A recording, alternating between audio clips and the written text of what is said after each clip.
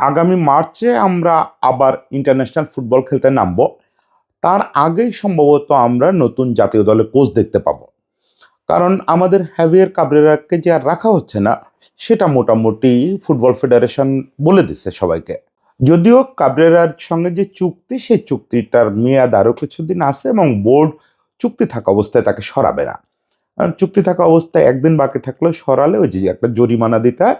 দুটো ব্যাপার করতে পারে, যে যদি কোনো কারণে মার্চের মধ্যে আমরা নতুন কোচ না পাই, তাহলে হয়তো মার্চে যে দুটো ম্যাচ আছে সেখানেও কাবরেরা থাকতে পারেন।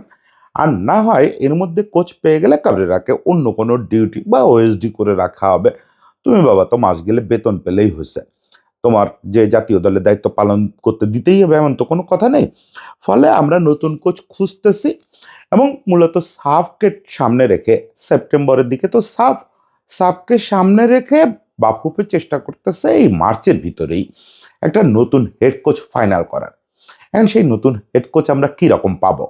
বাফুফে যে বাজেট নিয়ে মাঠে নামছে, যেটা শোনা যাচ্ছে যে মাসে তারা 10-12 হাজার ডলার ব্যয় করে একজন কোচ আনতে চাচ্ছে। এটা খুব হাস্যকর একটা চিন্তা আজকের দিনে। আপনার টিমে যখন ইংলিশ লিগের চ্যাম্পিয়নশিপের খেলোয়াড় আছে এবং প্রিমিয়ার লিগ খেলা খেলোয়াড় আছে, আপনার টিমে যখন কানাডার টপ লিগের খেলোয়াড় আছে এবং বিভিন্ন দেশের, ইউরোপের বিভিন্ন জায়গার সেকেন্ড ডিভিশন থার্ড ডিভিশনের খেলোয়াড়রা আপনার সঙ্গে যোগাযোগের মধ্যে আছে, এরকম একটা সময় আপনি 10-12 হাজার টাকার কোচ আশা করতে পারেন না। তো আমি একটু আজকে ধারণা দেওয়ার চেষ্টা করি যে আমাদের আসলে কোচ আনতে গেলে, মানে আমাদের প্রোফাইলের সঙ্গে এখন ম্যাচ করে এরকম কোচ আনতে গেলে কত টাকা মান্থলি বাজেটটা একটু বাড়াইতে হবে। আর তা না হলে আসলে আমরা আর একজন কাবরেরা পাবো, ওই লাউয়ের বদলে কদুই হবে। এই জিনিসটা কোনোভাবেই করা যাবে না, একটু বাজেটটা বাড়াতে হবে। বাজেটটা কেমন বাড়াতে হবে সেটা নিয়ে একটু আলাপ করি। দেখেন, একথা অস্বীকার করার কোনো উপায় নাই যে বাংলাদেশের ইতিহাসের সবচেয়ে high profile international football team এখন বাংলাদেশে এই মুহূর্তে যেটা ঘুরতেছে সেটা।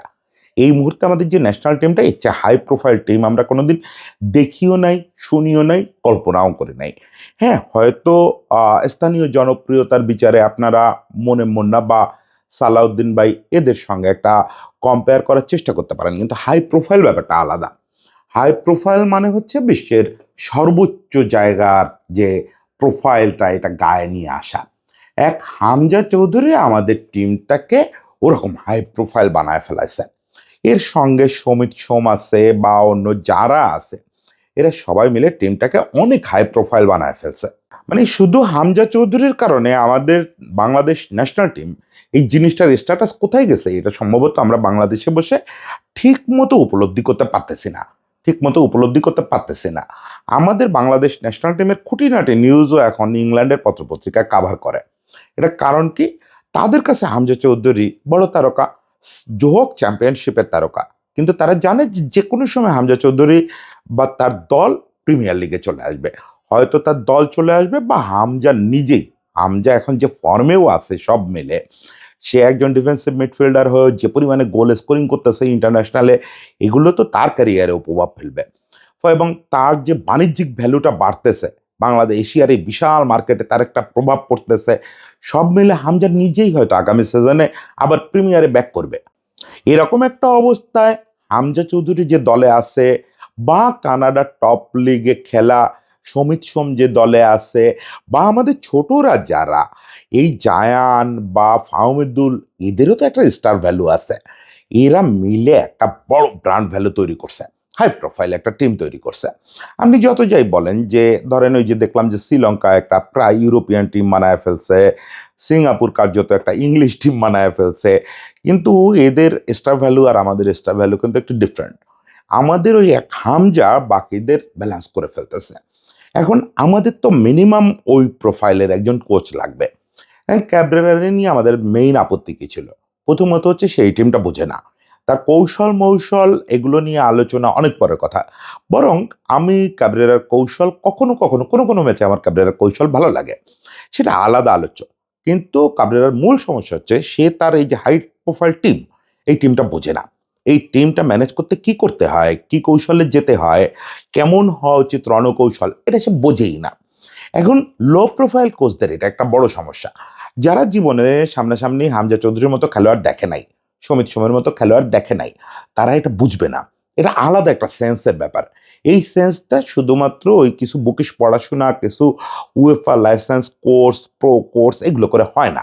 তাহলে আমাদের কেমন কোচ লাগবে? মিনিমাম মিনিমাম চ্যাম্পিয়নশিপ প্রোফাইলের। এখন চ্যাম্পিয়নশিপ প্রোফাইলের কোচ খুঁজতে আপনাকে কত টাকা খরচ করতে হবে? এটা শুনলে আমার ধারণা বিএফএফ এর লোকজন খোঁজ খবর নিচ্ছে। এটা শুনলে তাদের আঁতকে ওঠার কথা। তারা যে বাজেট করছে এটা দ্বিগুণ করলেও আসলে চ্যাম্পিয়নশিপের কোচ মানে প্রিমিয়ার লিগের পরের ধাপ, ইংলিশ লিগের যেটা সেকেন্ড ডিভিশন, ওটার কোচ আপনি পাবেন না। মানে আপনাকে 25 থেকে 30,000 ডলার মিনিমাম মান্থলি বাজেট করতে হবে আপনি যদি চ্যাম্পিয়নশিপের কোচ আনেন। এখন ঘটনা হচ্ছে যে আমার তো আসলে এর চেয়ে নিচে নামার আমি কোনো সুযোগ দেখি না। আমি আসলেই কোনো সুযোগ দেখি না, কারণ আপনার টিমে যেহেতু চ্যাম্পিয়নশিপের খেলোয়াড় আছে, আমি ওই কথায় যাচ্ছিই না যে হামজা আগামী বছর কই খেলবে বা হামজার অ্যাকচুয়াল স্ট্যাটাস কি। হামজা অ্যাকচুয়াল তো প্রিমিয়ার লিগের স্ট্যাটাসওয়ালা খেলোয়াড়, এখন সে ঘটনাচক্র এখন চ্যাম্পিয়নশিপে। ফলে আপনার মিনিমাম চ্যাম্পিয়নশিপের কোচ লাগবে। এর নিচে নামাটা আমি কোনোভাবে যৌক্তিক মনে করি না এবং এটা বাস্তবসম্মত হবেও না। সেই কোচ এসে আসলে এই টিমকে সামলাইতে পারবে না।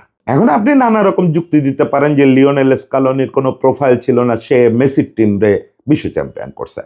সেগুলো তো আছেই, এরকম বিরল ব্যতিক্রম আছে, কিন্তু ওই রকম প্রতিবাদক জিনিস আপনি বাংলাদেশে পাবেন না হুট করে। ওইটা আর্জেন্টিনার যেহেতু বিরাট একটা লিগাসি আছে, আর্জেন্টিনাতে জন্মায় গেছে, ফলে আর্জেন্টিনা ওই সুবিধা পাইছে। কিন্তু আমাদেরকে তো আসলে প্রোফাইল দেখেই আনতে হবে। সেটা চ্যাম্পিয়নশিপ থেকে আনতে গেলে যেটা বললাম মান্থলি আপনাকে 25 থেকে 30,000 ডলার খরচ করতে হবে। এরপরে আপনি যদি একটু মানে আরেকটু আপোস করতে চান, তাহলে আপনাকে ওই যে ইংলিশ লিগের 3 নাম্বার লিগ থেকে কোচ আনতে হবে। এখন 3 নাম্বার লিগ থেকে আপনি যদি কোচ আনেন, তখন আসলে আপনি ইউরোপে চোখ ছড়ায় দিতে পারবেন। আপনি স্প্যানিশ সেকেন্ডা ডিভিশন বা সিরি বি বা এইসব জায়গায় যাইতে পারবেন। এইসব জায়গার একটু লোয়ার টায়ার কোচ আর ইংলিশ লিগের থার্ড ডিভিশনের কোচদের স্যালারি প্রায় কাছাকাছি অফার করলে তারা চলে আসবে। সেক্ষেত্রেও কিন্তু আপনি 20,000-এর নিচে, 20,000 ডলারের নিচে মান্থলি বাজেট করে পাবেন না। অ্যাকচুয়ালি এই যে 12,000 ডলারের যে বাজেট, এখানে আপনি কি পাবেন জানেন? বিশ্বাস করেন, এখানে আপনি ইউরোপের কোথাও প্রথম 3 ডিভিশনের কোচ পাবেন না।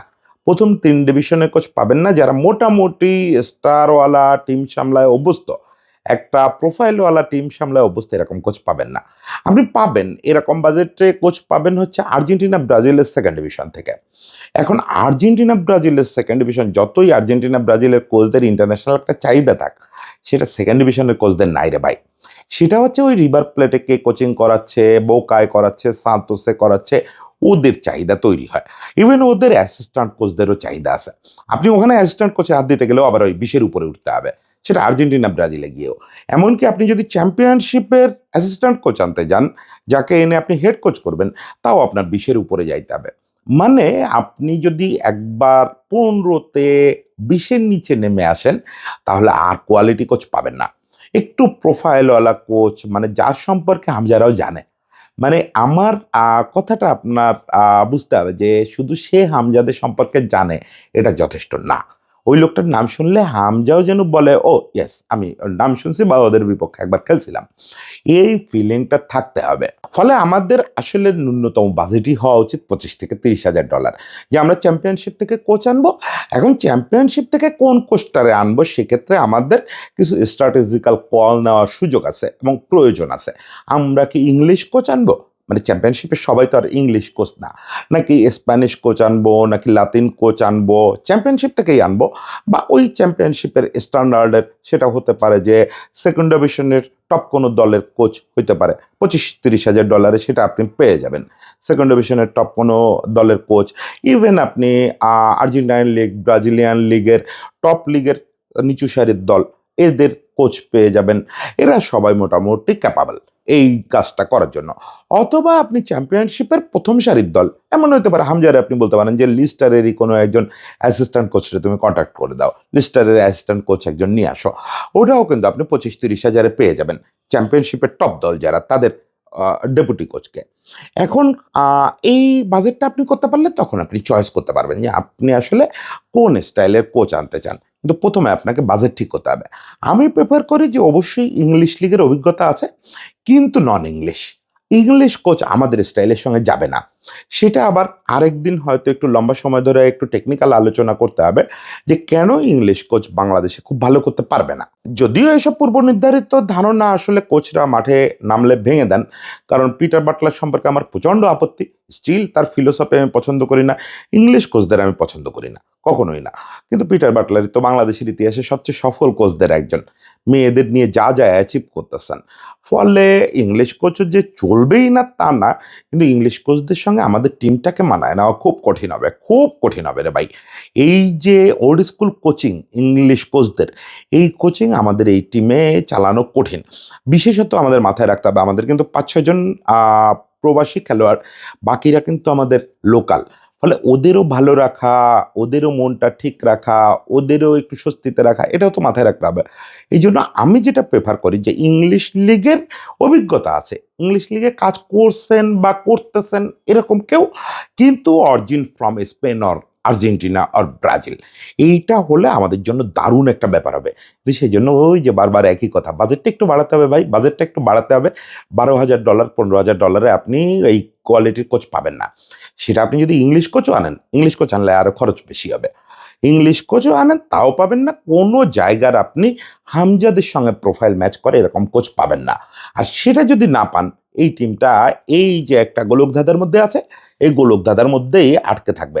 দেখেন এই টিমটা থিওরিটিক্যালি, এই টিমটা যে ফুটবলটা খেলতেছে গত ১-১.৫ বছর, মানে হামজা আসার পর থেকে, তাতেই এই টিমটার টপ ফাইট না করার কোনো কারণ নাই। মানে আমরা তো এশিয়া কাপের বাছাই পর্ব থেকে ছিটকে গেছি বেশ আগেই।